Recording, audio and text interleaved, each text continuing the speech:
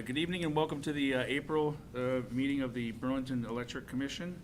As always, we meet here at 5 o'clock at 585 Pine Street. And always, the public is welcome to come on down and join the conversation. We'll start off the meeting with the agenda. Are there any changes, additions to the agenda? Subtractions, nothing? Okay, no. Great. We'll go to number 2 on our agenda, which is the minutes of the March 12th meeting. Are there any changes or anything other than something that... Okay. Hearing no changes, I will entertain a motion to accept the minutes as presented. I move to accept the minutes as presented. A motion, do I have a second? Second. Motion and seconded. All in favor of the minutes of March 12th indicate by saying aye. Aye. Aye. All opposed indicate by saying nay. 4 ayes, 1 no nays. Minutes are approved. Item number 3 on our agenda is the public forum. That's a chance for all of you folks out there or in the room to bring up any issues or items, good, bad, or otherwise, to the board. Are there anybody? I don't see anybody from the public here at 585, and I don't see anybody online. So for those of you who are watching and can't log in, or will see this later on, like I said at the beginning of the meeting, 5 o'clock, second Wednesday of the month, right here at 585 Pine. Come on down and give us your feedback. Join the conversation. Everyone's welcome. All right, moving on to Commissioner's Corner. This is an opportunity for commissioners to bring up anything that's been on their mind in the last month and maybe get a conversation going about that or whatever. It's commissioners have the floor. Anybody got anything for the Kana? No? Okay, we're moving right along. Next item is item number 5. That'd be the GM update with General Manager Darren Springer. Great. Thanks, everybody. Let's see. A couple items to cover here, and then I won't touch much on the Net Zero Roadmap because we have that as I think we have it as a separate item on the agenda. We were glad to have Chair Moody with us today for the 2025 Jim Reardon Public Service Award, which was awarded to Ita Meno. And we had the Reardon family with us, as well as a crowd here, BED folks. And so Ita was recognized. Name will be on the plaque in the lobby. We appreciate all the amazing outreach work Ita is doing to so many in our community who may not have been aware of our programs, and taking good feedback that we can learn from as we design new programs, make sure all of our customers have access to everything that we offer, as well as all the community service that Ita does on boards and other ventures outside of BED. So we're pleased about that. The McNeil RFPs that you all have already approved and that TUC has approved will be at the City Council on Monday, along with our Net Zero Roadmap presentation that we're giving tonight. We'll also be presenting that Council on Monday. This EV charging grant is a dynamic situation. I put in kind of the latest that we have here. We'll continue to advocate. We're swept up, obviously, in a broader, situation, but we are not giving up on it. We'll continue to advocate for it. In the meantime, we'll continue to invest. We've got an item here that down at the Pease lot on the waterfront, we have our 3rd fast charger now in the network, joining the one here at 585 Pine, the one down at Marketplace Garage. So we're looking forward to that one being utilized. It's up and running, so feel free to spread the word. I'll let people know about it. And then kind of a cool thing, because you can see it through the window here.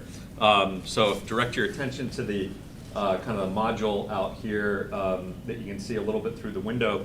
We're doing a pilot with a company called Veridi that is based in Buffalo, New York, and I was able to talk with their team a couple weeks ago based on a mutual connection, and they were, timely enough, they were testing 250 kWh batteries, mobile batteries, at Green Mountain Power, and instead of bringing them back to Buffalo, they offered to bring them here.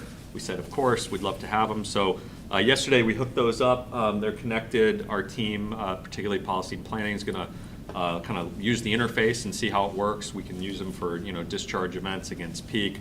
And if they work out well, I'm interested in whether we might be able to bring in a larger mobile storage unit, maybe 1.2 megawatt hours, that we could connect here at 585 for the summertime. Because obviously, as we'll touch on in the budget presentation, transmission costs continue to be an unacceptably large driver of our cost increases, and one we have almost no control over.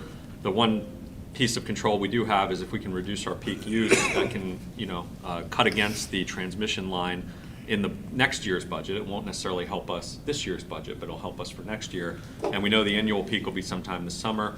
We'll run our Defeat the Peak events and other type of things, but if we had a mobile battery to deploy, that could be a real help and a nice interim step between now and when we ultimately, hopefully, deploy battery or batteries around the city coming out of our RFP that we've recently had issued and are going to be reviewing results from. So we'll see how this works out over the next couple of weeks, and then we'll look into whether there's an option economically to have a larger battery on site to demo for the summer and hopefully get some peak savings out of that.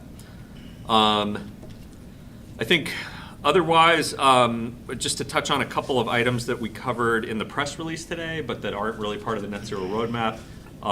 We announced that we're going to be hopefully filing this summer for a tariff on the heat pump pilot program with the Public Utility Commission, pending some vendor negotiations. So you all have already reviewed that, but we need to bring it to the PUC. We've been waiting to make sure that we have as long a runway on our 18-month pilot once they approve it as possible. But once that goes to the PUC and gets approved, we'll be able to sign up customers for the bill credit program, get them enrolled.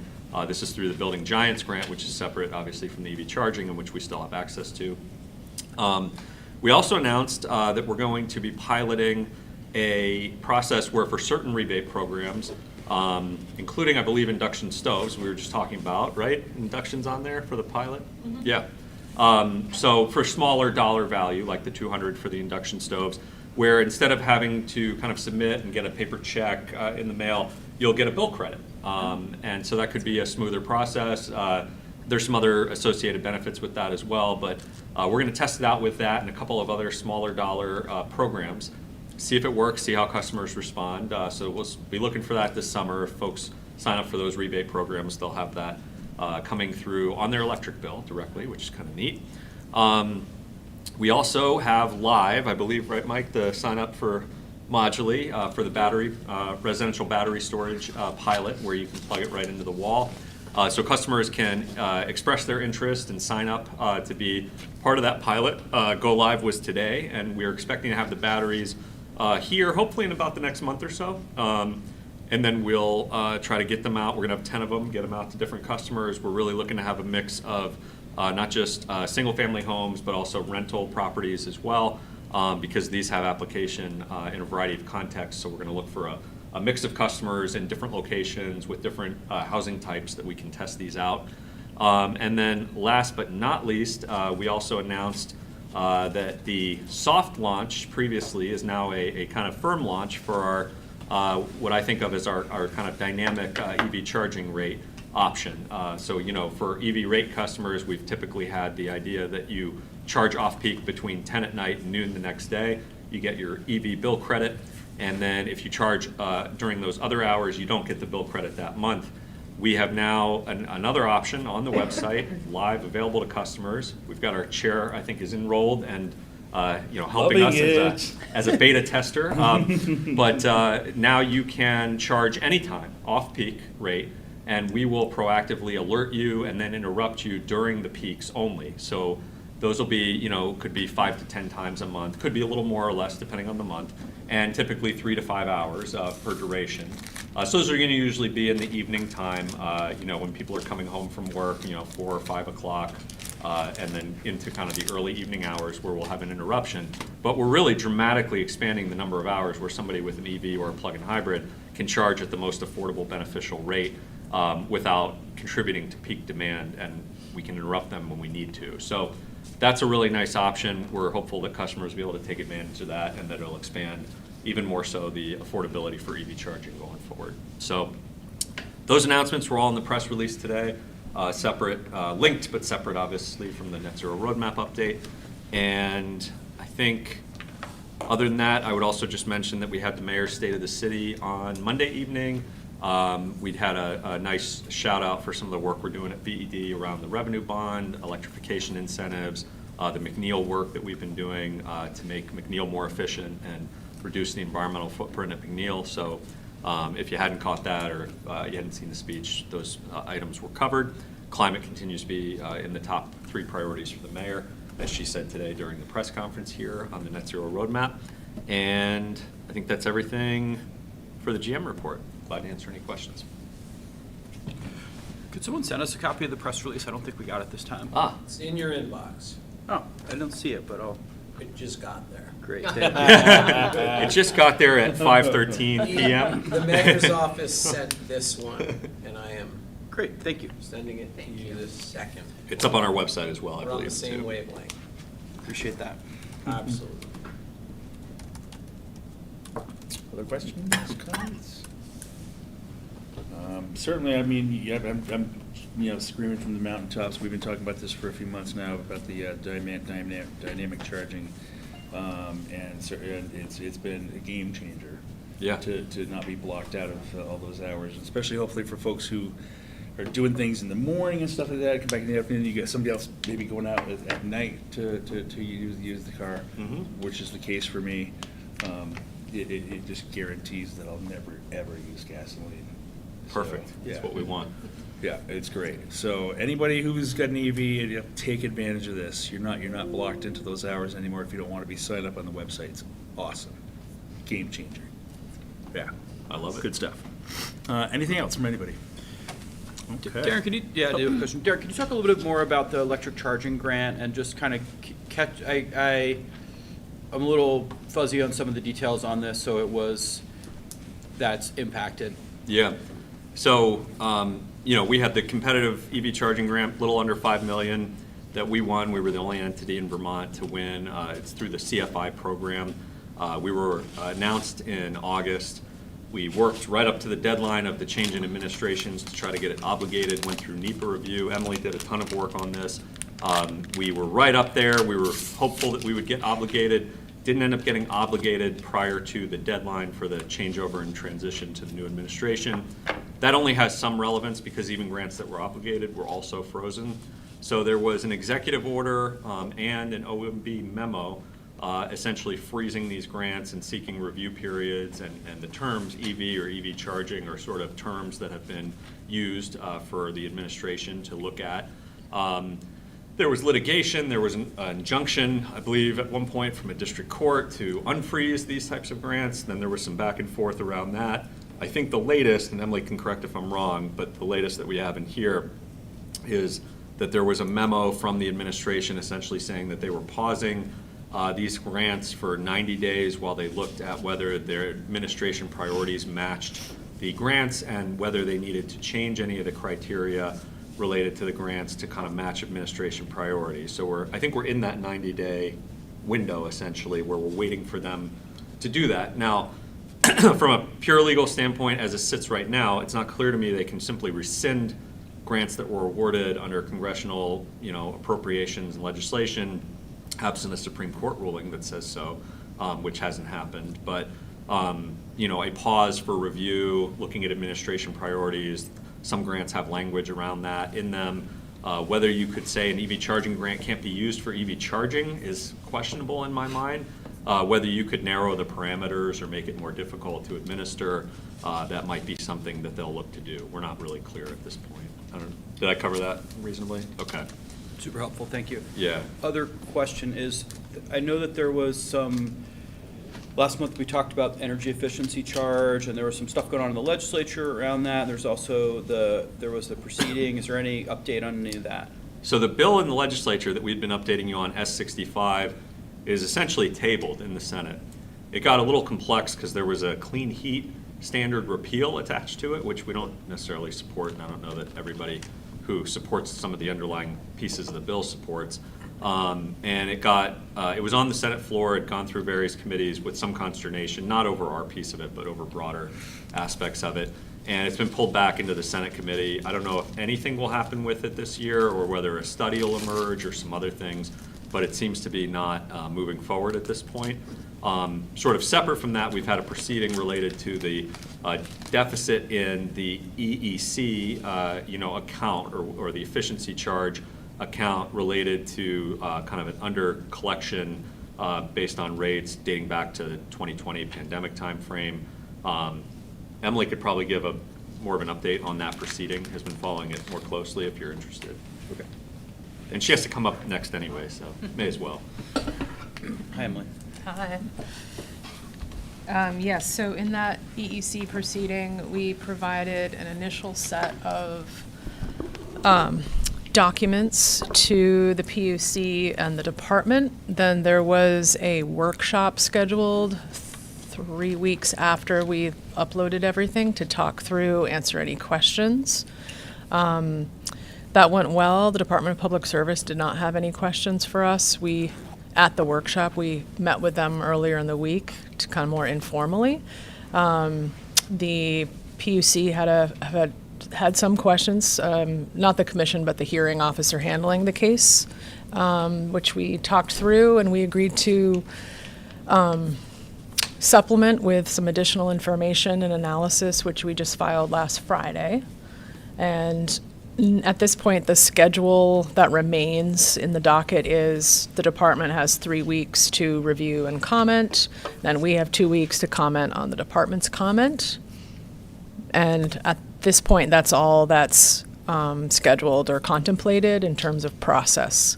So I think it's going well in terms of providing the information requested and answering all of the questions. And then if we have done all of that satisfactorily, I think the commission will be able to resolve the docket in whatever way it sees fit.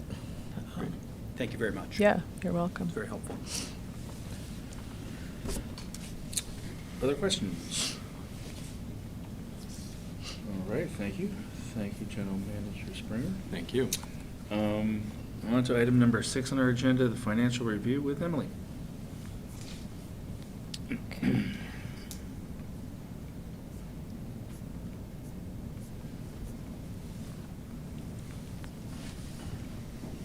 All right.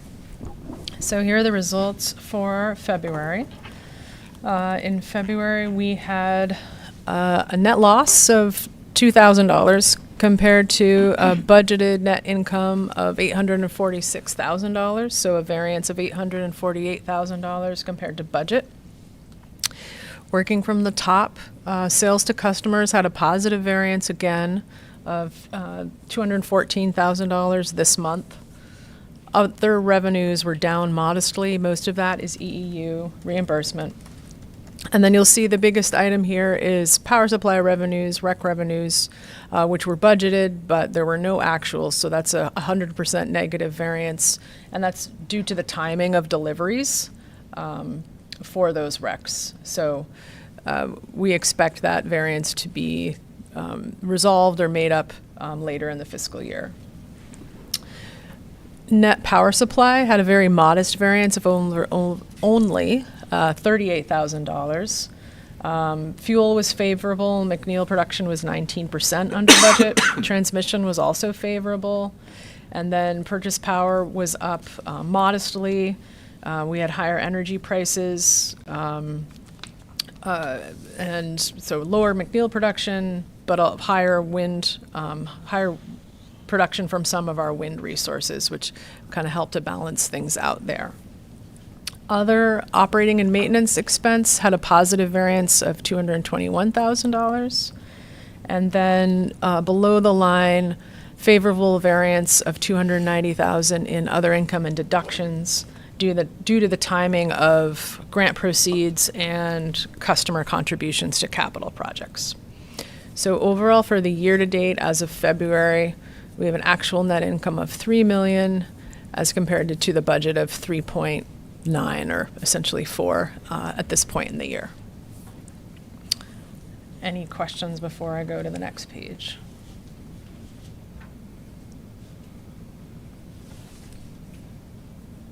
Okay, hearing none. Moving to capital spending.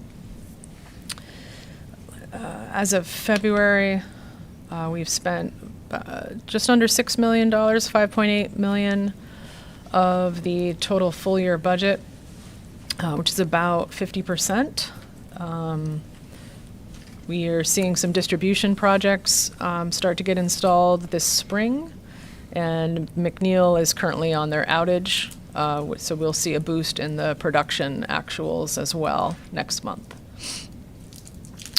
And then coming down to cash and investments, total operating cash was 11.1 or 11.2 million. As of the end of February, that was $800,000 less than budget.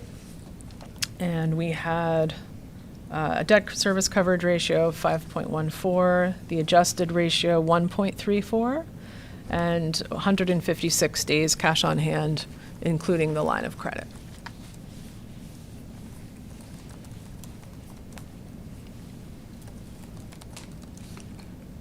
Questions? Questions? No, thank you. It's great. I have a question. Are you looking at, I know we're still, this is February, so it's like 8 months of the fiscal year or something like that. So I think that's good. That's a good sign on the capital budget's catching up, right? As far as net income for the year, can you just speak to that? The budgeted net income is 3.3. I was just a little fuzzy on if we're really not tracking well to that, or if it's should land on target. I'm just curious. Because we're $1 million under Yep. right now. Yep. I think there'll be some, I think generally speaking, we're tracking a little below. The disposition of the rec revenues is a thing that will settle out. And then also, we are starting to see the FEMA grant reimbursement come in for the Winooski 1 dam replacement. So that's contributing to a very large, or the pretty big variance down here on other income and deductions. So we got the first payment of $900,000 or so a couple weeks ago, and there'll be another $300,000 payment coming in the next couple of weeks. So I think our forecast is showing that for the year we'll be slightly under for total net income, but probably not as large a variance as as is shown here. Thank you. And that's You're welcome. probably our highest budgeted net income, certainly since the pandemic. So we had a pretty ambitious target there as well. Great. Thank you. So, I mean, the variance looks bad, but it's only, looking bad this month. It's only relative to, like you say, the timing of when Yeah, other monies that you haven't gotten come in, right? So it's just right. looks bad, but not quite really. Do I have that right? Yeah. Well, and big difference, right, if you're aiming for 4 million and you're currently at 3 million positive, whereas if you were aiming at 2 million and you're negative 1 million, I mean, there's a big difference Yeah, there yeah. too, but.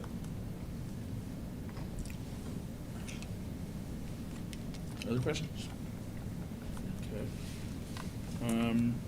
Safe to move on? I think so, yeah. All right. We'll keep Emily in the hot seat here for the FY 2026 draft budget presentation with both her and General Manager Smith. Okay. So at this point in the budget development process, the budget, we are really still in the budget development process.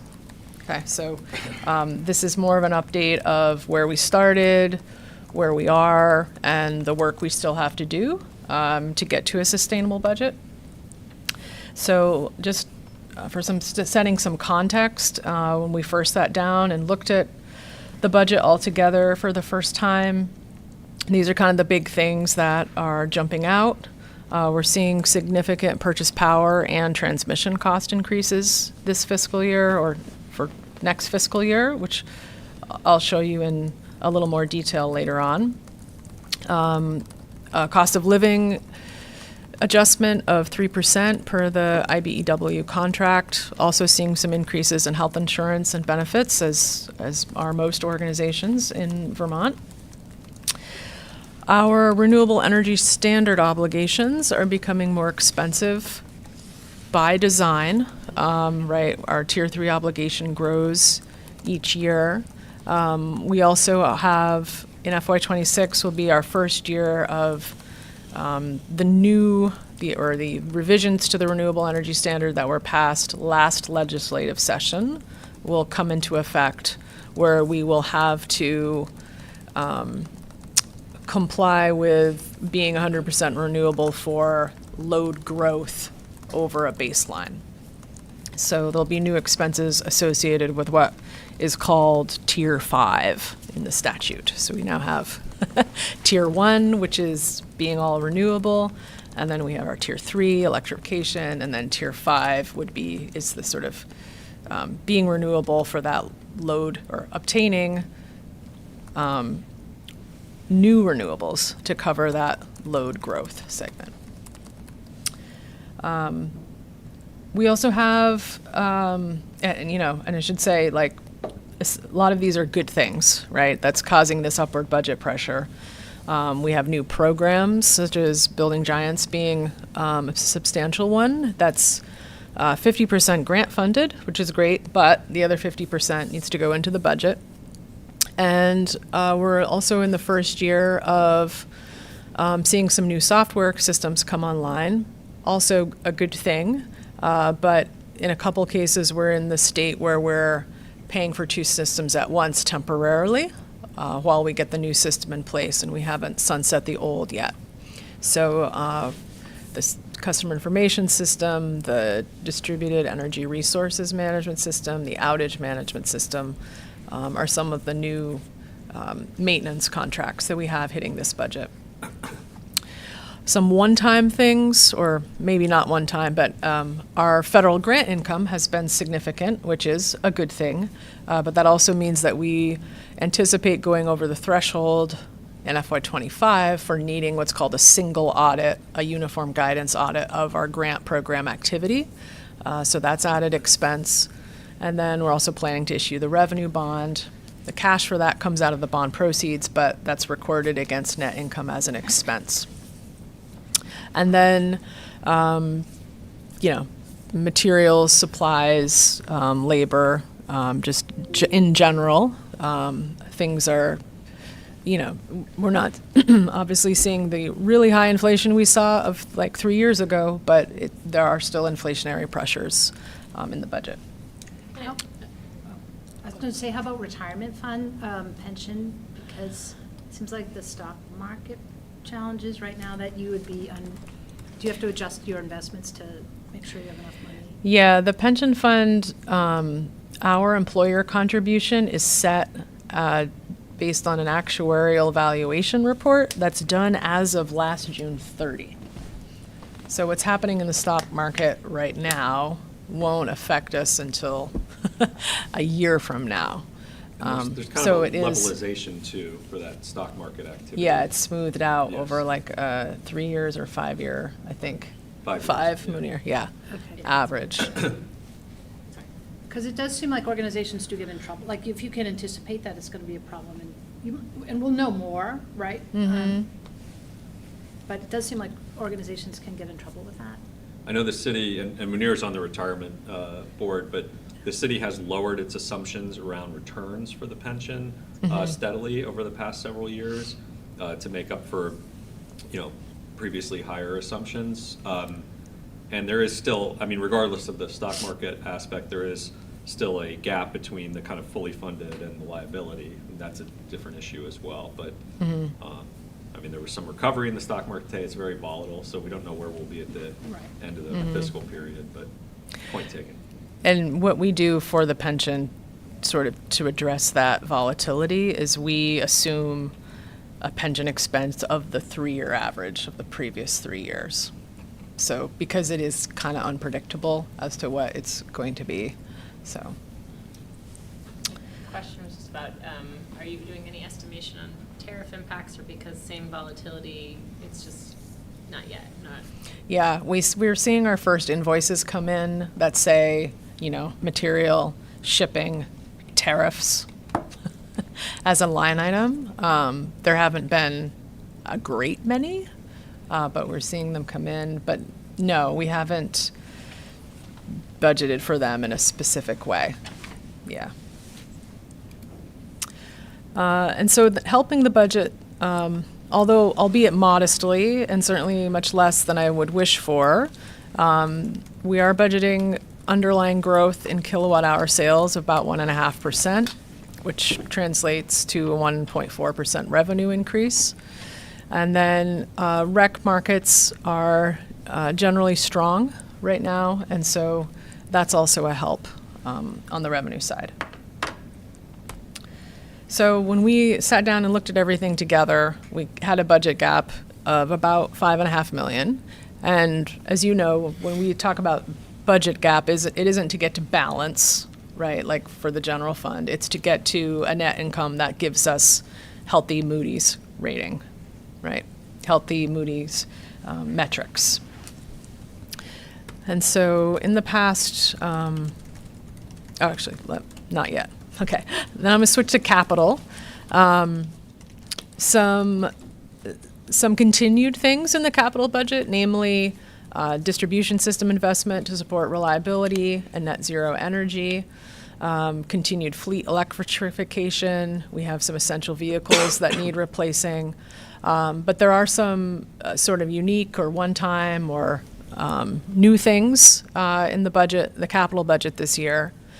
A big one is the relicensing, the FERC relicensing of Winooski 1,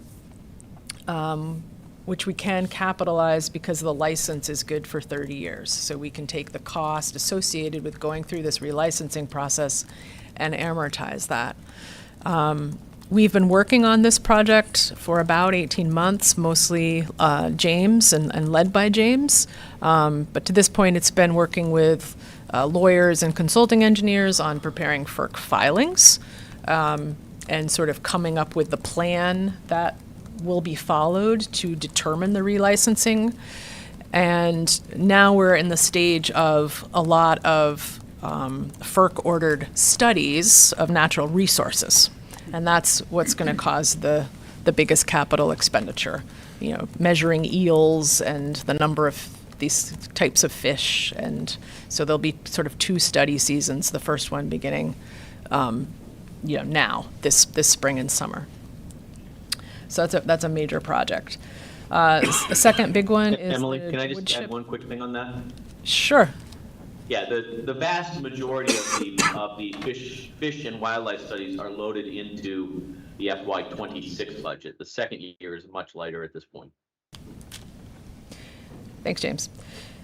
Second significant item, a new wood chip dryer at McNeil.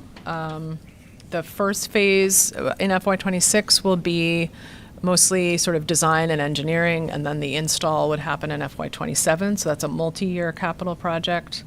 The IT forward projects, as I've briefed you on 2 or 3 months ago, I think, so we'll be finishing up in this fiscal year, or in FY26, we'll be finishing up the customer system, the portal, the outage management, and the distributed management system on the SCADA side, and then the plan is to begin replacing the financial system. And CIS, FIS, and work asset management kind of all need to happen quickly or close together in time because they're replacing sort of a unified system, a legacy system. So replacing the CIS without replacing the FIS doesn't allow us to get off of the legacy system. And then kind of at the bottom, 2 things sort of affecting the capital budget and the timing are the uncertainty of the federal EV charging grant funds, as we've just discussed, as well as figuring out the optimal timing of when we issue that next revenue bond.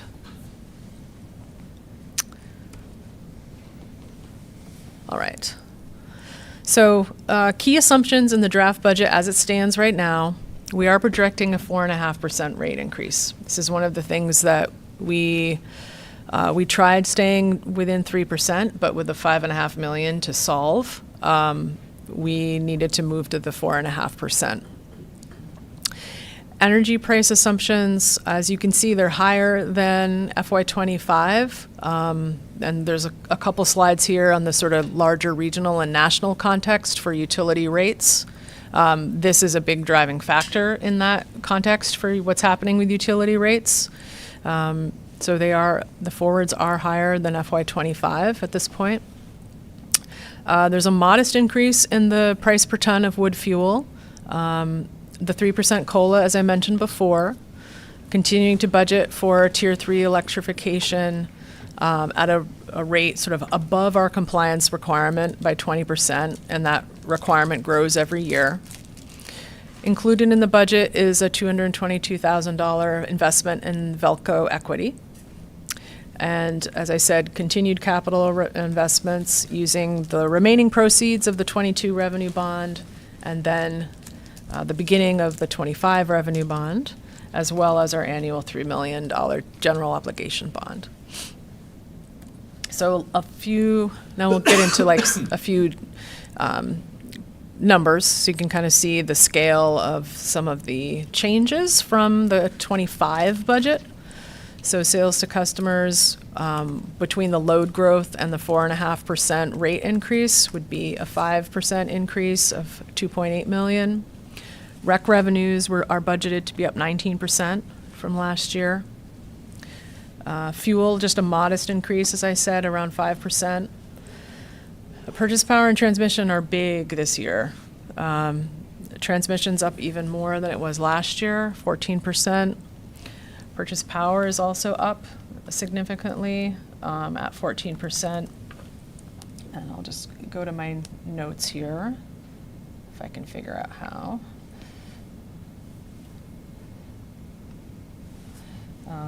And Emily, some of that purchase power increase is related to load growth, but some of it is not. Yep, So those are, if yep. I would ballpark maybe $500,000 of the purchase power is being related to growing loads at a higher price, but the rest is other things. Yeah, that's exactly where I was going, James. So about actually 360,000 is the load growth. And so if you remember, we're buying power, we're selling power all at the same time. And so that load growth is offset, as you saw on the sales revenue side. But the cost of that is here in the purchase power line. Tier 1 compliance is up $400,000, and that's really due to the cost of the Vermont 1 replacement RECs that we purchased through arbitrage. The Hydro-Quebec contract price is up sort of per the contract, so that's adding just over $250,000. There's been changes in the forward reserve market. Yeah, Emily, can I just add one quick thing on HQ? Yes. HQ has an index to the wholesale electric prices. So as those have moved up, the increase in the wholesale electric prices is a 27% change. And as those move up, they will pull the Hydro-Quebec contract up with them. So there's a direct link there. Yep. And then the forward reserve market, James, I don't know if you wanted to add anything on this. My understanding is that we're budgeting that conservatively right now because it's a brand new set of market rules. Yeah, it's a dramatic change in how they manage the forward reserve market, which our gas turbine was our primary asset for. They've drastically changed that market as of March 1st. So we only have about a month's data right now to look at, and it's not a peak month either. So we're being pretty conservative in how we project the value of participating in that market right now. It does open up the possibility for additional revenues for McNeil because of how they've restructured the market, and maybe for some of our other assets. But again, we have a very limited data set to work from. And the data when a market first changes is not really a good indication of how it will stabilize. So yeah, Emily's right. We've tried to be conservative right now. Yeah, so a number of things contributing to that $2.2 million increase in purchase power. Capacity charges are also up. The new Tier 5 compliance that I mentioned is adding $120,000. And then the other thing happening here in purchase power is that our First Light contract that we signed last summer will expire at the end of December this year. And so one needs to either assume that you will enter a new power supply contract to replace that renewable energy. As you saw, energy prices are quite high, or you will buy energy on the spot market to fill it at energy prices that are quite high. So the expiration of that contract is also contributing to the purchase power cost, because it's sort of, either way you solve the problem, right? It's set by the market price, which generally right now are elevated. Anything you want And to add on that, James? Yeah, just that, we're looking at ways you might improve on that situation slightly. I mean, but if you simply did, as Emily says, if you simply replaced that contract for the rest of a budget year, right, you would expect no savings from the market price, because the person selling is going to see those market prices, and you're going to see them, and there's not a lot of motivation for differentiating them. Maybe by signing a longer term transaction, maybe by switching to another supplier. We've reached out to market counterparties. We have not had a lot of response to date. But if all you did was replace it for the balance of the fiscal year, right now there'd be no improvement. But if you do something a little more creative, which we're reaching into, maybe you could improve it a bit, but not drastically. You're not going to save $1 million by creative energy contracting right now. Yeah, so I wanted to dwell a little bit on those, because those are big items. Labor and overhead is up a combined 9%. Labor overhead is what we call benefits, pension. Maintenance contracts are also up. That relates to the new software systems mostly that I talked about before. Materials and supplies, that's in the category of everything is getting more expensive. The Tier 3, Tier 5 compliance I mentioned, which now that I realize may be a double counting on this in this presentation, and then the revenue bond issuance costs. And then some other things kind of going, the two other things going against us. So interest rates have fallen, which means we're going to make less on our interest on investments in the bank. Grants and capital contributions are also down, but that's down from a pretty high year. So it's more of a normalization.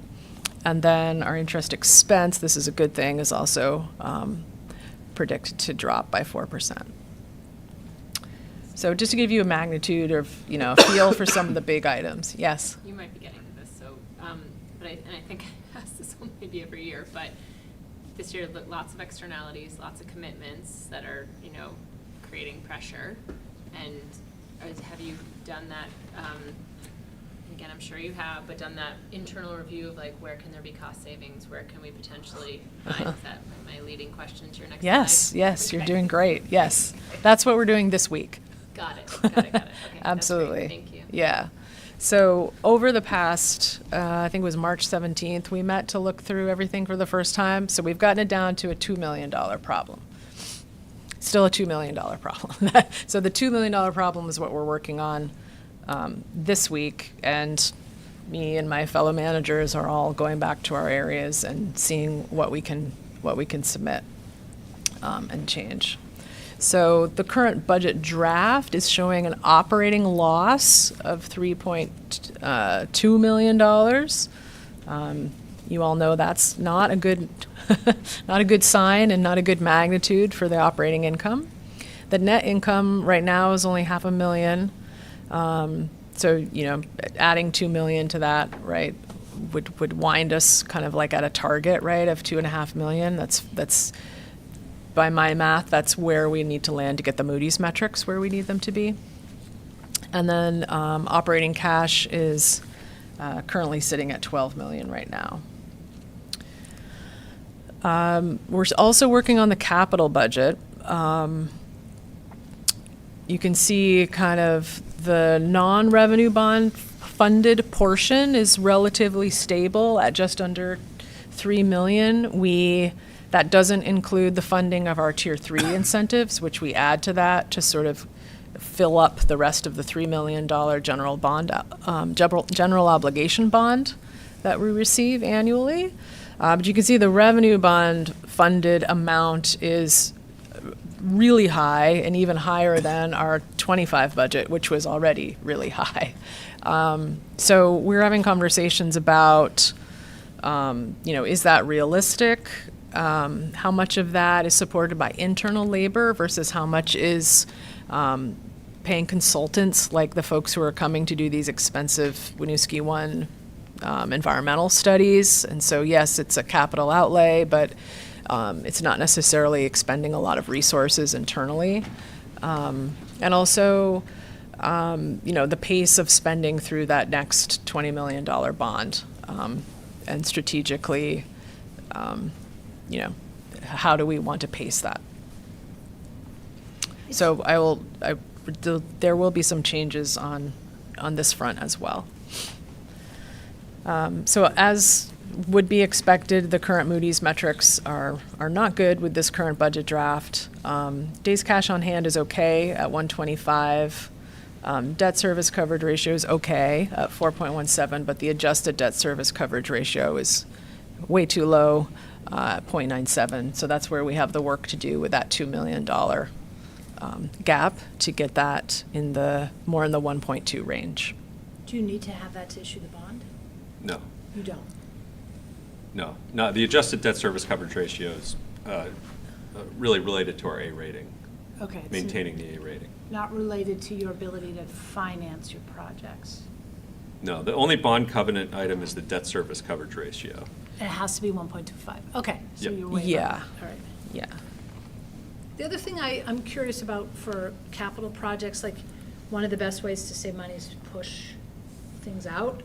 But that has the downside of usually costing more in the future, but this might be a little bit of a different time. I don't know if you guys examine that at all. Yeah. Is it better to wait? And yeah. Mm-hmm. And think about what projects might be better to wait. I mean, one of the challenges for us with the capital piece is some capital projects are more labor intensive. And so if you move them out, that labor comes back to the expense kind of more fully than it would if it is partly in capital. So that's one challenge. And then the other piece is if something is revenue bond funded, we can kind of be a little bit agnostic as to the timing of it, try to drive that based on the need. Whereas, if it's non-revenue bond funded and it's exceeding the GO bond, then you would start to get to that point where if it's eating into cash, I think you would try to make that type of determination. I think bigger concern is just whether we could move that much capital through our system, even though some of it is, or a chunk of it really is vendor and external partner costs for various projects. Because I think as the commission knows, and Emily's pointed out in the past, like we've typically underspent capital. Exactly, yeah. So we may have ambition to do that level of work. We may even budget to try to do that level of work, and we may realize somewhere through the year that something doesn't advance as quickly as we would want it to. And that's been our experience pretty typically. But it doesn't help you to take the bond later or postpone projects and. Not really from the operating cash or the operating expense standpoint. I mean, that can't really be solved through the capital. I mean, it can actually be exacerbated if it ends up moving labor back to Right, if you're capitalizing your labor. Yeah. Yes, exactly. Can you go back to the capital slide? Sure.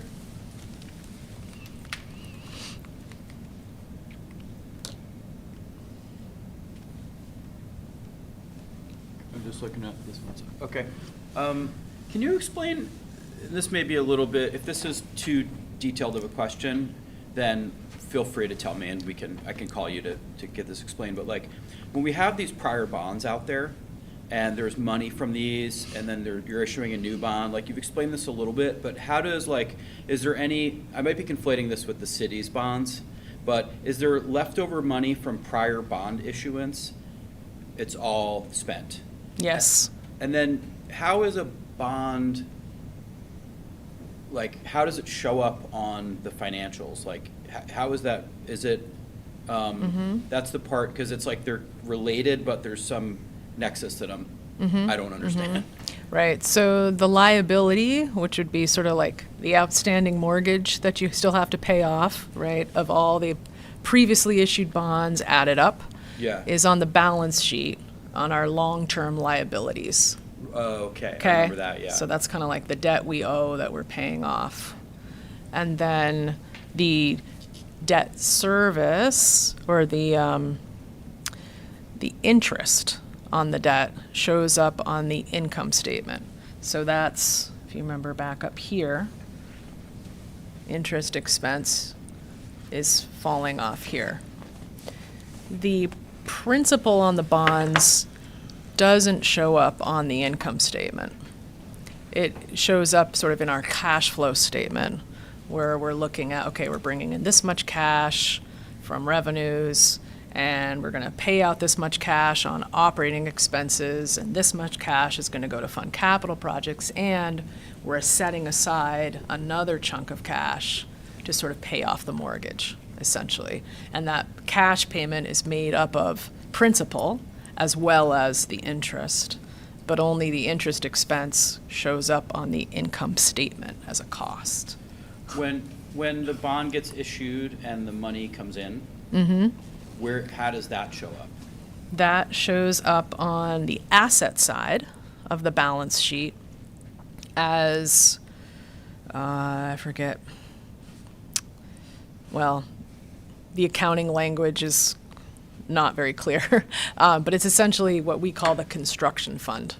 Okay, the bond is issued, the monies go to the bond trustee, which is Zion's Bank Corp., and they hold that construction fund as the trustee, and then we, every month, as we spend money on projects designated for the revenue bond, we essentially issue an invoice to the bond trustee, and we say, dear bond trustee, we're submitting this month for $475,000 worth of reimbursement from the construction fund, and there's an itemized list, this street rebuild, this EV charger project, this new EV that we bought, or whatever, all the expenditures per month on the projects.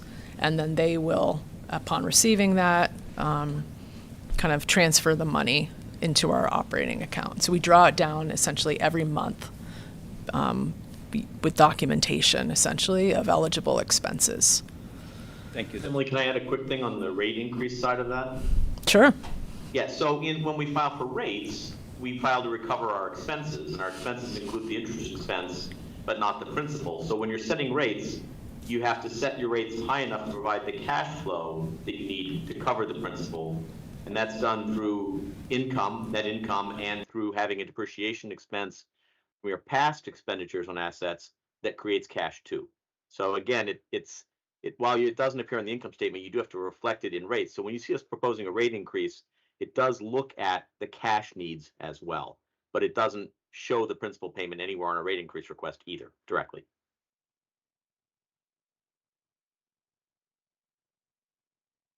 And then you get reimbursed essentially Yes. from the bond. It's not like a home equity loan and there it all is. So thank you. Right. Yeah, no, happy to. I've never issued a bond, so I didn't know.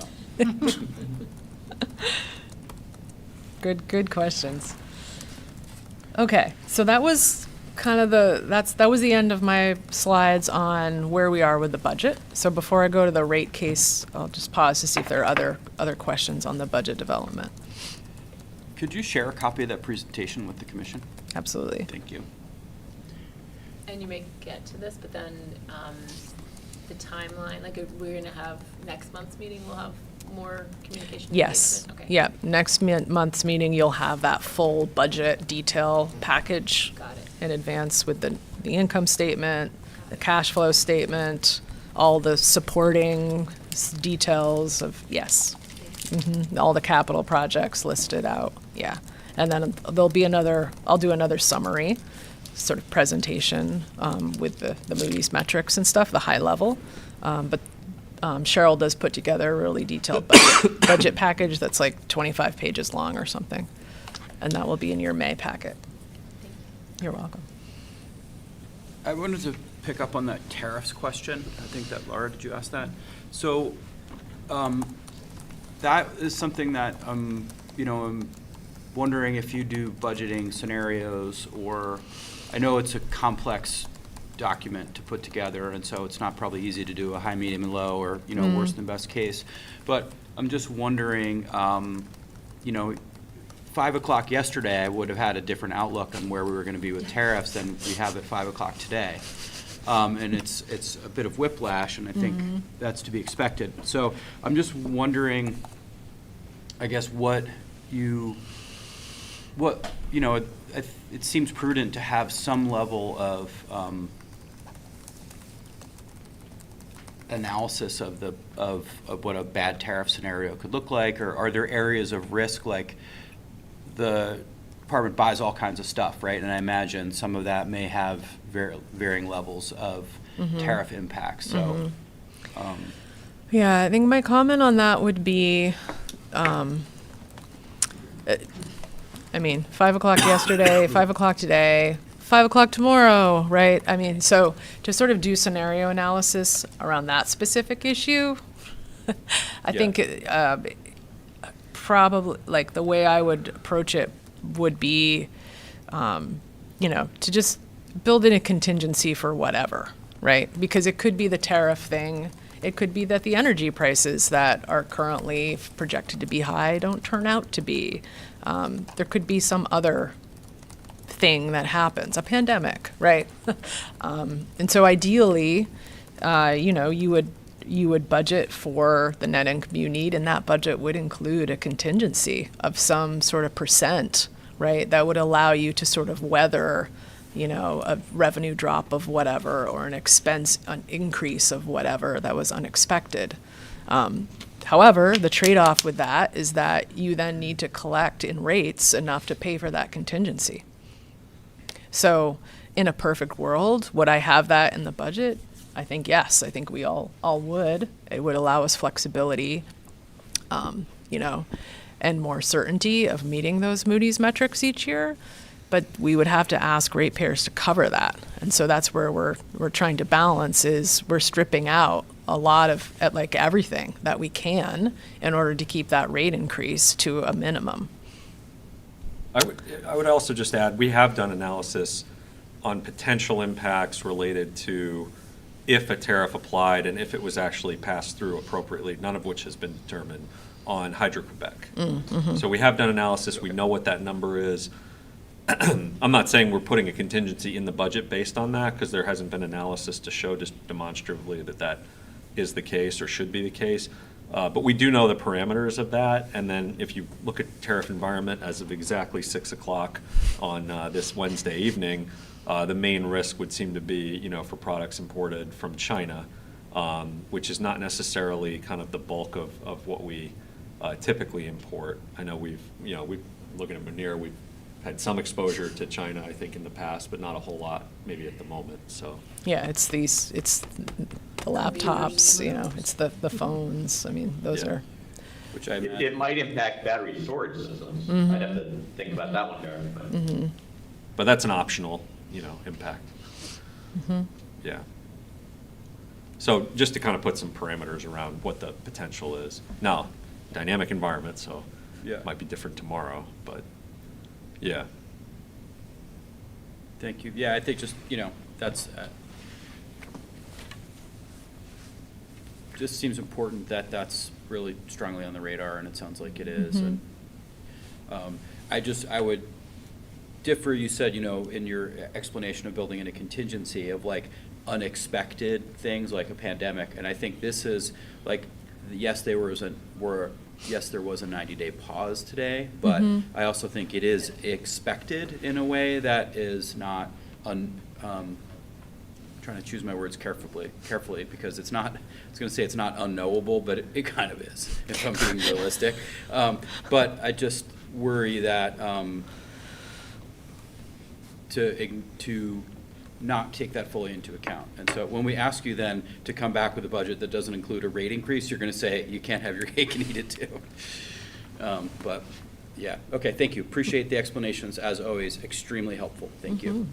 But I also appreciate, like, if you can rank that risk or in that percent certainty by, like, the Hydro-Quebec or semiconductors or battery storage, or even reliance on anticipated load growth based on heat pump and, installations. Those are kind of the things that you can hopefully inform what you need to do to buffer against it. Right.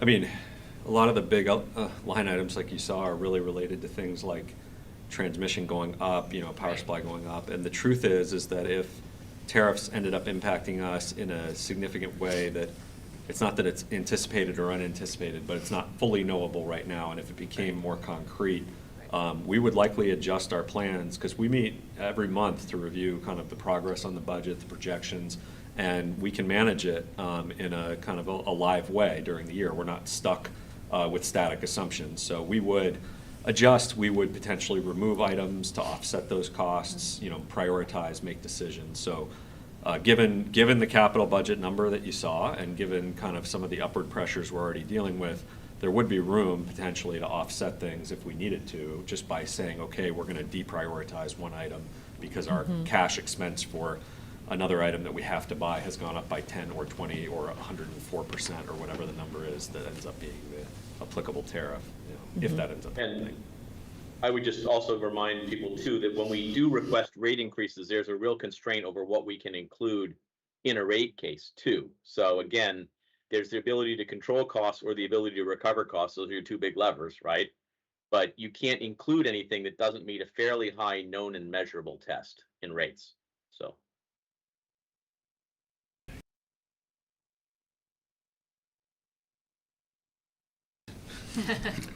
Moving on Yeah? to the next Okay. subject, yes. Good discussion. Okay. So this is to show the projected impacts of a projected 4.5% rate change to take effect on bills rendered September 1st, which means electricity delivered starting August 1st and later. This is this slide you've seen before, which shows all of the BED rate changes going back to 1980. We had our 12-year run there in the 20 teens, and then our set of most recent increases. Also, just this is hard to see down here in the bottom, but just to give a little sense of what else has been going on in the Vermont utility space. So in 2021, we had our 7.5% rate case, the first in 12 years after coming out of the pandemic. GMP raised rates 4.7% that year. WEC and VEC did not. Then we went down to 3.95. GMP did a 2.25, 2.3. WEC did an almost 13% increase in 2022. VEC had a modest, just under 2%.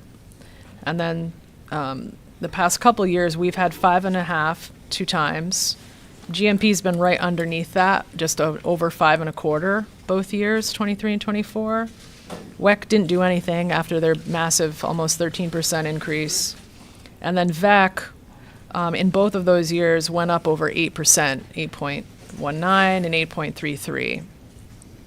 So we haven't been alone, I guess, is my message here. The way that we've gone about it has been, different maybe than some of the other entities. And then we're projecting a 4.5. GMP hasn't filed anything this calendar year yet. WEC's filed for a 2.91%, and VEC has filed for a 4.85.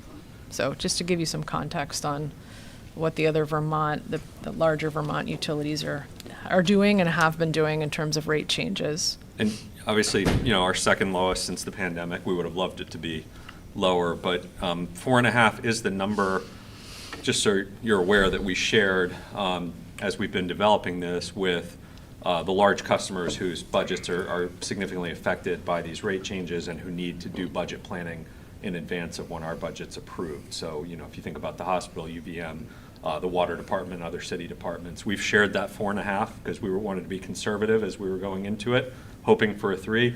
4.5 ends up being where we actually need to be, but it's not a surprise to those customers. They've had that number in their budget planning assumptions, just for your awareness. Okay. This also shows for the past 5 years the rate change that we requested versus the rate change we believe we could have justified at assuming we got a net income equal to twice our interest expense. As you can see, we've last year we asked for essentially what we needed, just very slightly underneath. But in 2023 and 2021, we asked for significantly less than we needed. The Accounting and policy and planning teams are working now on developing the cost of service for 2025, so I don't know yet what that projected need will show. Obviously, as to James's point, if it ends up showing less than 4.5, then that's what we'll ask for when you see this in the final version in May. Don't expect that, but that is the test, right, for what we can ask for. Just to get a little bit of context, so wholesale energy prices, as you saw in our budget, are projected to be higher for FY26. That is the case pretty much everywhere around the country. This is an EIA projection from this January. Southwest and California are looking at like 35% increases in wholesale power. New England, even though it's up, relatively modestly at 16% compared to last year. So just some graphs to show, this is like cents per kilowatt hour, the retail residential price. You can see there's a forecasted uptick here in real dollars. And then you can see wholesale energy prices, kind of the big jump in the winter of 22, 23, have fallen back down, but then are edging up, or forecasting to be edging up here in 25. And this is some news articles that Darren found, actually, and if you wanted to talk about these. The utilities in Rhode Island and Massachusetts, where they are more subject to the vagaries and volatility of the natural gas markets, saw public officials, legislative action, angry ratepayers showing up at meetings. They were, I didn't remember by what amount bills went up in southern New England, but it was really significant. And Yeah, it was we're not seeing that here due to the 100% renewable portfolio, due to the ability to run McNeil. They were looking at, and this is gas and electric, going up in each case kind of over 30% in a 2-year period. So, yeah, I was alerted to this based on a conversation I was having with somebody who works more in the regional context, because we tend not to focus on what's going on in Massachusetts or Rhode Island from a rate standpoint. But when I heard that people were actually like angrily attending public forums on the subject and looked at some of the context, it's not to say that we are happy to have a 4.5% or happy to have the trajectory we're having, but I think it continues to be, this is broader than BED. This is Vermont being a fully vertically integrated state versus deregulated, making the utilities have long-term power planning, arrangements, stably priced. That protects us against some of these spikes, not being exposed to this marketplace, having our own resources that we can rely on to some extent. So it's good to know what the context is elsewhere. It doesn't make it any easier for anybody in Burlington who's seeing any type of cost increase to bear the a rate change, but we're trying to keep them as low single digits and stable, predictable as possible, and not see these dramatic spikes that nobody can afford or manage. So it's the state's mandates for the diversification of the energy sources that helps protect you against some of the fluctuations on the national market? Yeah, I think it's partly kind of longstanding Vermont state policy that we want, long-term, stably priced renewable energy contracts or owned resources, and that we generally don't want our utilities to be overexposed to the market. And when prices on the market are low, that model that we have may look like, we're not saving as much money as other states, but when prices spike, we have a lot of upside protection relative to what you would see when you are more exposed. And McNeil's a big part of that too, right? Because we can control our own. McNeil is a big part of that. So, Emily had the slide that talked about the winter energy prices in the $100+ range. And McNeil, ran pretty steady in December, January, February this past year and insulated us from those impacts and earned money, for our being available and producing power during that period of time. So I think that, public conversation on McNeil really needs to account for that aspect. Not to mention the other aspect that James mentioned earlier, which is, we're in the market for hydro. Some people think there's just this abundant amount of cheap and available hydro, and it's just not the case. It'd be lovely if it was, because we'd be in the market and purchasing some of that. But Renewable energy is hard to come by right now, of any Well, type. clean coal's coming though. Well, that's great. We're glad to hear that. It is, right? Well, and just, I would also remind people again too, that, yes, if the energy prices are up 27%, our energy costs aren't up 27% because of our resource portfolio. But some of those contracts move up, like Hydro-Quebec, so it's not a perfect insulation. And none of our resources insulate us against transmission, which is really the kicker this year. That's the really ugly one that's very hard to control. Like Darren said, unless you can reduce your coincident peak, and you have to do so at a cost less than paying for your coincident peak. It's not just do it. You've got to do it cheaper than the cost you're trying to avoid. You've got to pay that bill, and that's tough. That's an option for, maybe that will help the market down. But I think that also the frustrating thing for consumers is we're paying more, but we're not actually solving some of the structural issues with the grid and all of that, right? Yeah, well, the transmission one is incredibly frustrating, separate and apart from this power supply dynamic, because what you're seeing, I think, in the region is some larger entities are proposing some very expensive projects that they'll say are needed for reliability or to connect, resources. And we're 4% of the region, so we're not the big player in This is Vermont. ISO New England. This is in the New England ISO region. You have some larger utilities that are significantly resourced and that can earn a significant return on building transmission. Some of that is going to be looked at a national regulatory level more than a state regulatory level when we're talking about interstate transmission. So the amount of kind of leverage or control that individual states have, or even a group of states in some cases, over that build out, it can be limited. There's sort of a guaranteed rate of return on those transmission projects if they're done under certain, provisions, and that build out relative to what we build in Vermont and receive from the region, or whatever the delta is there, is driving that $1.5 million increase this year that we have, next to no control over, and we have to pay in order to be connected to the grid. So we're paying a lot relatively, and we're a small utility. So $1.5 million for us, you can look at the Vermont context, that's going to be potentially tens of millions of dollars. You look at the regional context, and it's dramatically more. So And that, none of this, sorry. I was just going to say that raises the challenge of, if you're at Velco, you're thinking, okay, what projects do we want to build and have the region cover appropriately for us? But that drives equity calls for Velco, because they're not going to finance that presumably fully with debt. They're going to finance it with a mix of equity and debt. The equity is good. You've seen it on our net income. It's $4.5 million annual in dividends that we get, but the ability to come up with the cash to pay for that equity to get that return has become a significant challenge. So that's where we're working with VEPSA and looking at a variety of financing options. But when you have to finance the equity, you lose some of the value. So this is a frustrating kind of long-term challenge that we're in that certainly the battery storage, if it's cost effective, could help mitigate against. But it's much bigger than DED or Vermont. It's very much a regional challenge. Velco's aware of it, and I think to some extent the state is kind of looking at these issues as well. So, we'd love to see aggressive advocacy from the Vermont context into the regional context, saying we need to scrutinize these costs and make sure that if something's being built, that it's being done in the most efficient way, and that we're not, overlooking multi-billion-dollar projects that are adding cost to all of our customers.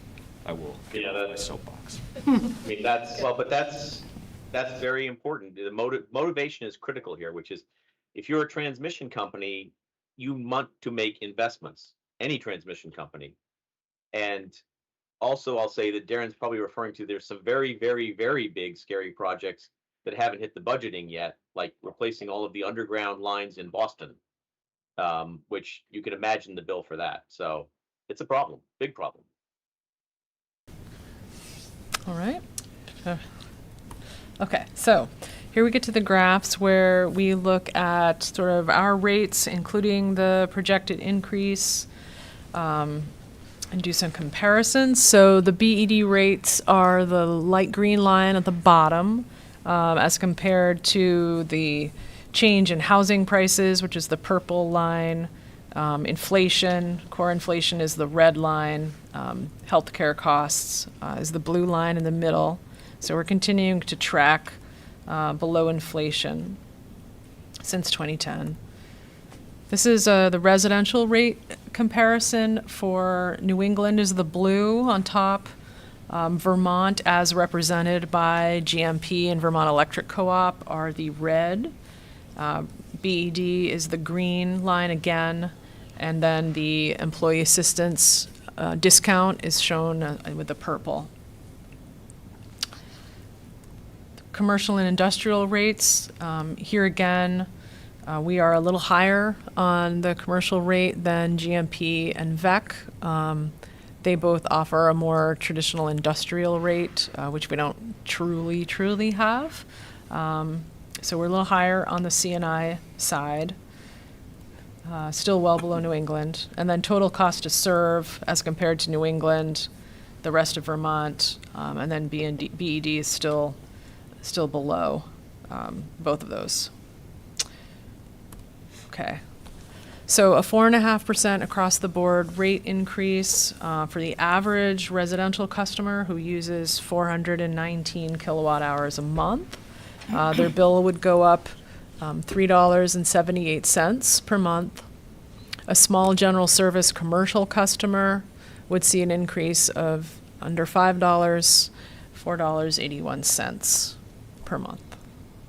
Okay.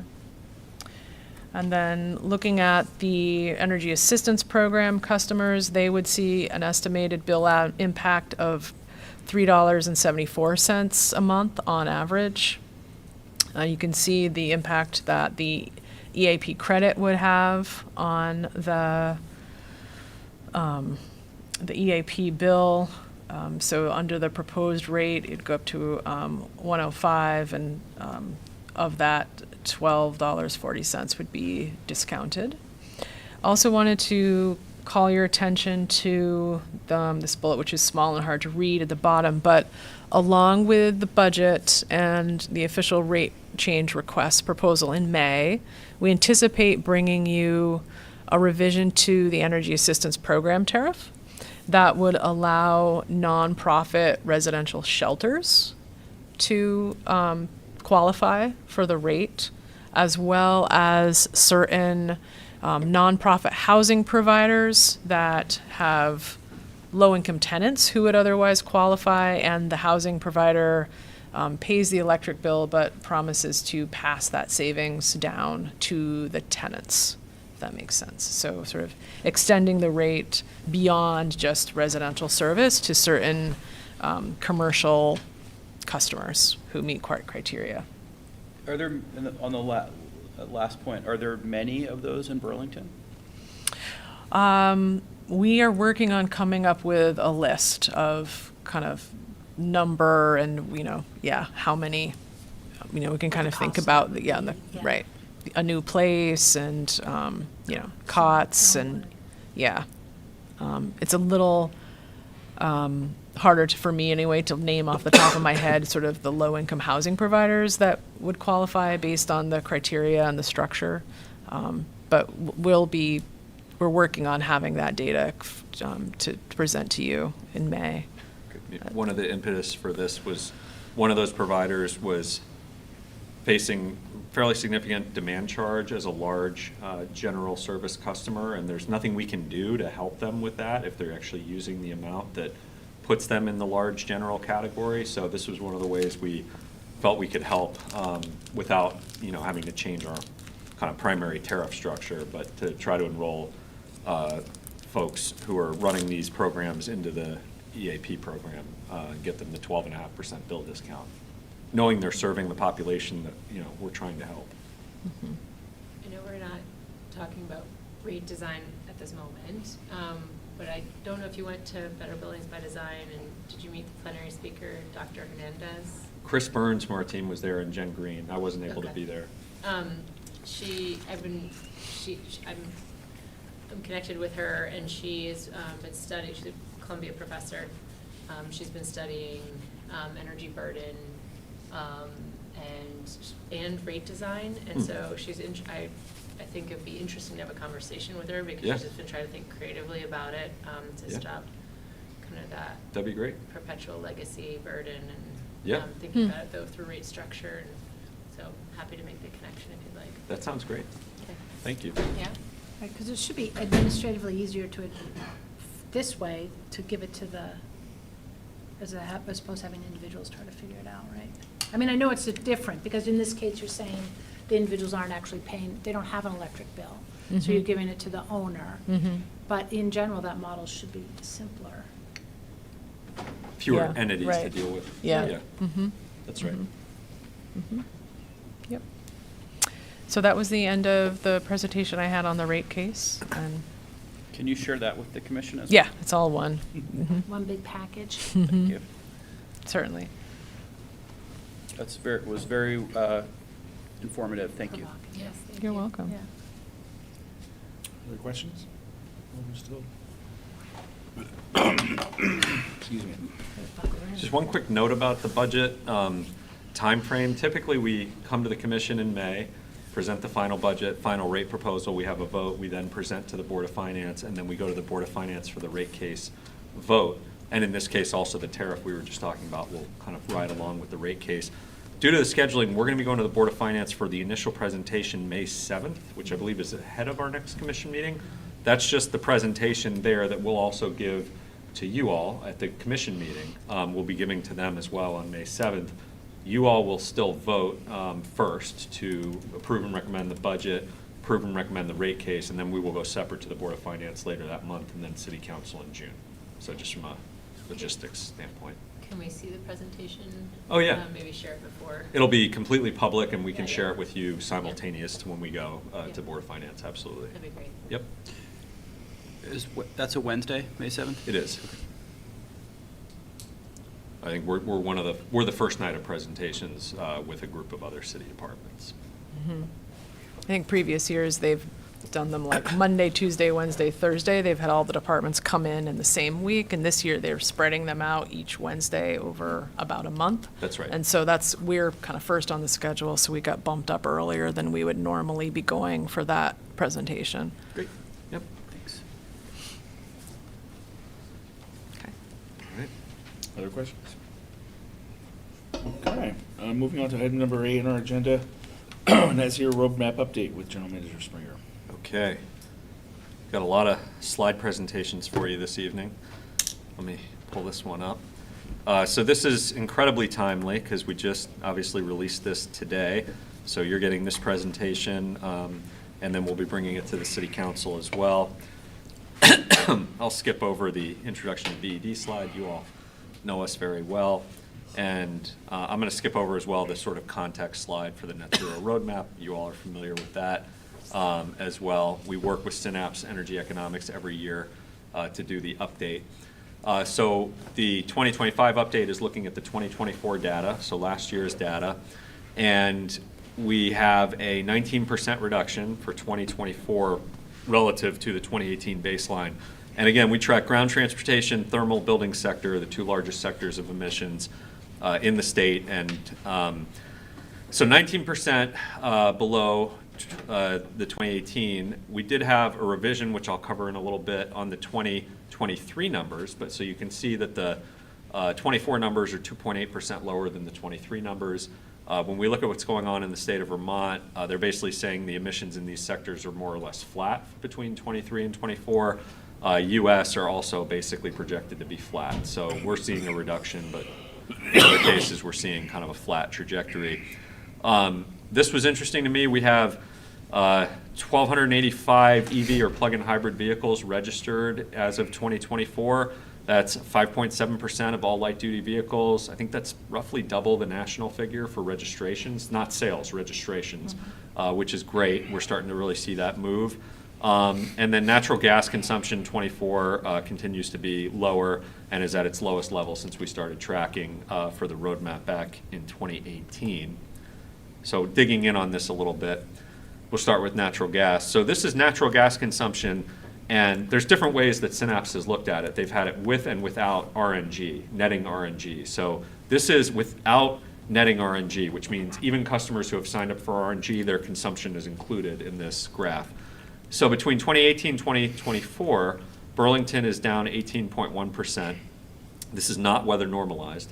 The state, over the same time frame in natural gas, is down 9.4%, also not weather normalized. So we're seeing almost double the reduction in Burlington that we're seeing statewide using comparable data. I'll touch on that more in a minute. Let me go through a couple other charts. So when we look at ground transportation, we're down 14.8% on gasoline and diesel consumption between those two timeframes, 2018, 2019 through 2024. The U.S., I only have data through 2023, but it's about a 4% reduction in that sector in emissions. Maybe more relevant, we look at the state of Vermont. Had to dig into the Joint Fiscal Office tax files for some of this data, but we have 2019 to 2024, so we have apples to apples timeframes here. So again, we're at 14.8% reduction. For gasoline, the state's at an 8% reduction. For diesel, they're at a 4% reduction. So we are outpacing the state significantly and the federal context for our reductions that we're seeing here in the ground transportation sector. So context on some of those slides. I mentioned the revision to 2023. So every year, Synapse updates the vehicle miles traveled data. They get statewide data for the most recent year, so we have that for 2024. They have the Chittenden County regional planning data for the prior year, so that's been updated now for 2023. We also were able to get some updated bus data that hadn't been available previously from Green Mountain Transit and from the school district. That's been incorporated, including for 2023. And then we also had some revision to the way that they were accounting for RNG. All of that meant that last year, when we said we were down 18.2% based on the available data at that time, they've revised that down to 17%. So the reduction last year was a little bit less, but that also means we're still down 19% this year. So we had a little bit of a positive movement between 23 and 24. So I just wanted to cover that for context purposes. Also, I mentioned the gas data is not weather normalized. We've seen warmer temperatures clearly in the winter, heating degree days declining. That means that we would expect to see less natural gas use. The Energy Action Network had a report, which I linked to here, which looked at this on the statewide level and found that that should roughly account for about 50% of the reduction in heating fuel sales that they're seeing statewide, with the other 50% being from things like, increased usage of heat pumps, energy efficiency, other factors. I mention all of this to say that even though we're doing better than the state, if there was a really cold winter, you would see a rebound, almost guaranteed, in our thermal sector emissions, at least on a kind of temporary basis. So I just don't want anyone to ever be surprised if that happens. Doesn't necessarily mean we're not making progress, but we are vulnerable to that, given that some of the reduction is likely due to warmer weather. Vehicle miles traveled are continuing to rebound since the pandemic. And again, we only have the statewide data for 24, not the Chittenden County data, but we're seeing kind of pre-pandemic levels with vehicle miles traveled. I think they were down into the kind of low 7,000 range per vehicle. They're back up near like the 8,000 plus range per vehicle. So we want to monitor that. Certainly we saw remote work and other factors helping.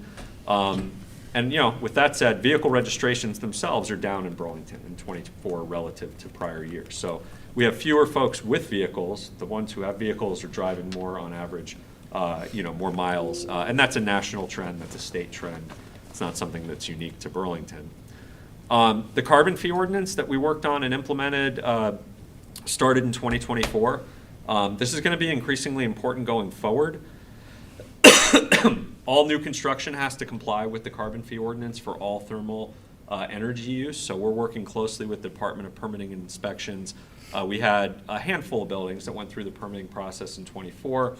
They're looking, I think, mainly at electrification as the way that they're complying with the ordinance. Nobody has attempted to pay the fee or pay the fee, based on using fossil fuel equipment at this point in time. But it's a small sample size, and we're going to have more, I think, impact with that over time. It also applies to major retrofits at the largest existing buildings in the city as well. So 50,000 square feet or larger, any heating system or water heating system retrofit, those are going to be applied as well. So no one's paid the fee? No, not I know yet. small. It's I know, all new but still. construction, handful of permits. But still. Yeah, it's what we want to see. Yeah. We know we need more progress as well on the rental weatherization policy. That's been a slower uptake. I think that's documented at the city council level, and there's some consideration of whether we need to make some policy change there. We can come back to that. We've already talked about the uncertainty on the federal EV charging grant, so I won't linger on that. But just, and this is stuff you all are familiar with, but these are all the initiatives that we're undertaking, and in some cases undertaking in the city and with partners, to try to make progress and support this net zero energy roadmap vision.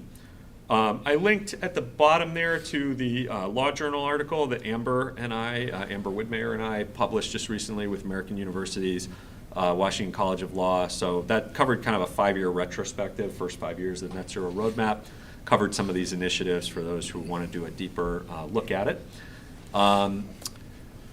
So this, I think, is kind of helpful. You all track the incentives with us every month in the report, but we've reached some real milestones here. We're just about 3,000 heat pumps, over 1,000 EV and plug-in hybrid incentives and rebates, over 300 home charger rebates, almost 800 for the e-bikes and a little over 800 for the mowers. Obviously, 7 buses, those have a big outsized impact. That's 10% of the Green Mountain Transit fleet. Almost 100 induction cook stoves, so we're starting to make some headway there. That program's a recent launch. And some movement on the trimmers and other technologies as well. Some of those are more recent. But I just thought it'd be helpful to have kind of a context there. Our friend Champ at the Net Zero Festival has demoed most of this technology. He's got the electric leaf blower, got the Hyundai Ioniq N EV that goes 0 to 60 in 2.8 seconds, hanging out in the trunk there. Got the electric bus. Champ's hanging out with Ita up top, signing a book. So that's just a representation, at least in one case, of our Tier 3 heat pump incentive, which is not our only incentive for heat pumps, but in that case, we have about a 30x increase since mid-2020 when we boosted the incentives. So that's taken off in a good way. On equity, we're continuing to see a good percentage of rebates are going to income-qualified customers, certainly up again significantly from early 2020. Almost a quarter of the EV and plug-in hybrid rebates, less so on the heat pump side. Those are less accessible, obviously, to renters, so we're going to have some barriers there, but 13% are going to income-qualified customers. That's as of early 2025 data. This is kind of the take-home chart, and we actually have it blown up over here too from earlier from the press conference, but I think it's probably clearer on the screen. So the net zero energy 2030 goal is among the most ambitious goals anywhere in the country in terms of emissions reduction on that time frame. And as you can see, we were on that track only briefly during the pandemic when the economy essentially shut down. And we haven't been on that track since, but we have been seeing reductions. I thought it was helpful also to contextualize with the Intergovernmental Panel on Climate Change target for 2030, which they are calling on a science basis for a reduction of 48% in CO2 emissions globally between 2019 and 2030. And you can see we are on that trajectory over the last several years, pretty close. So one of my takeaways is by shooting for the moon with the Net Zero Energy 2030 goal, we've gotten ourselves onto the IPCC trajectory. Now, if we can maintain that and close that through 2030, we'll have achieved something that I'm fearful our country will not achieve as a whole, and that a lot of communities and states are trying to achieve and may not achieve. So we may show a pathway there that wasn't exactly what we set out for, but might be fairly productive. And obviously, we're doing so in an economically productive way. We're not doing this in a way that is hurting the ability of Burlington to grow, to build housing, to develop, et cetera. So just some contextualization, because sometimes people can say, well, you're not on the 2030 path, this is a failure. I don't think there are a lot of communities, and certainly you've seen with the state and federal trends, we're way ahead, that have an almost 20% reduction in these two sectors over this time frame. So we should be proud of that, and we should know that there's plenty of work ahead to kind of keep on this pace and make further progress. And that's where the last slide is, just thinking of some of the items going forward. We obviously launched a variety of new programs in January. We launched some additional programs today. We talked about expanding the Energy Assistance Program just now. We've talked tonight about the Heat Pump Bill Credit Program, about the new Level 3 charger and the EV charging grant. We are still waiting at the state level, and this was on my slide last year at this time, so I'm hopeful this will not be on my slide again next year. We're waiting on the state program from the Inflation Reduction Act that will have the income qualified rebates for heat pumps and other electric and efficiency technologies. We want to see those out in the field helping customers in Burlington. We talked about the expanded EV residential rate hours that Chair Moody has championed this evening. The mayor has a group, climate advisors, that she's mentioned today as well. Jen Green from BED is helping to kind of co-facilitate that group, and Jen and Ita Meno from BED are both participating. We're tracking, obviously, how we do with the carbon fee ordinance. We're continuing to do work on the new benchmarking ordinance and helping to engage with policy makers on future building efficiency standards that might flow from that benchmarking process. So I've thrown a lot at you in a relatively short presentation, but glad to answer any questions. Yeah, I think it looks great. I would say for the transportation stuff, VMT doesn't feel like it's down. I mean, gas sales, maybe more efficient vehicles, maybe people are buying gas in Colchester, but you do see more EVs, and you Yes. see more e-bikes. Yes. And so I'm wondering also if there's partnerships with the city in terms of infrastructure, like better Yeah.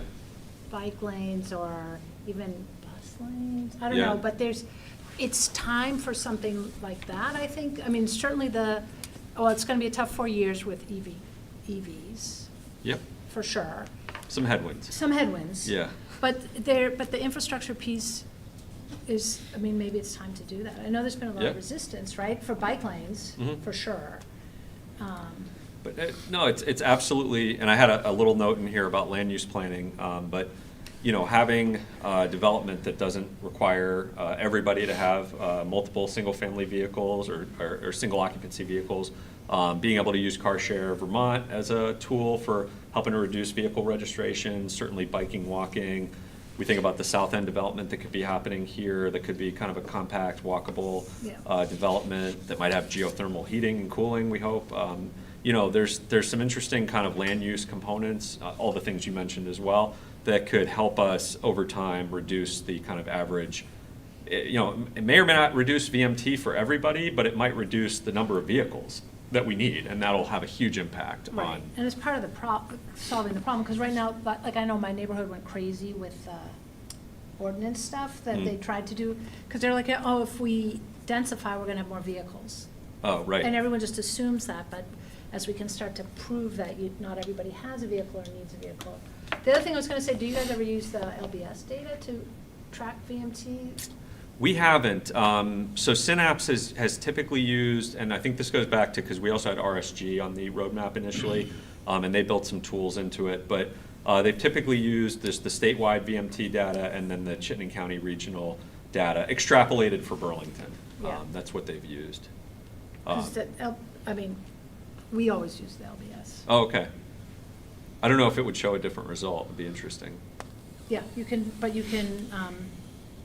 quadrant areas more easily, I think. Oh, okay. I should say too, on the ground transportation, we're only talking about vehicles registered in Burlington, not travel into Burlington. Or travel, okay. Yeah. Only travel by vehicles registered in Yeah, Burlington. even if that travels outside of Burlington, it's only for vehicles that are registered here. That's how we track. So we're sort of purposefully not tracking travel in Burlington because we can't impact as much what a GMP customer, for example, decides to buy or not buy for a vehicle, or whether they bike or walk. But we feel like we can have impact on Burlington residents, whether they're traveling here or outside the city, what choices they might make.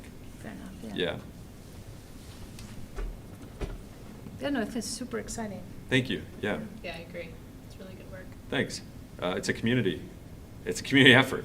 So to the extent people are pleased with it, it's a testament to Burlington and, the team here, the team in the city, and everybody who's participating from a resident side of things and a business side of things. Yeah. We're proud, but there's more to do. Yeah, I think the heat pump is also really impressive. You don't see that, we can't see that. Like, Right. you can walk around and see all the Teslas or Right. everyone's driving those Ioniq. Rivians, we were talking about those earlier. Those Yeah. things are everywhere now. Yeah, there's more visible than a heat pump. Yeah. That's yeah. right.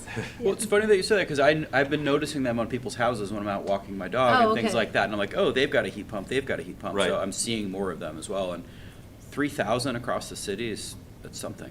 It is. It is. But it's also because we need the cooling. Yeah, That's part it's of it. true. People do like the cooling, and it's always an education aspect to make sure they're using it for reducing fossil fuel heating as well as the cooling.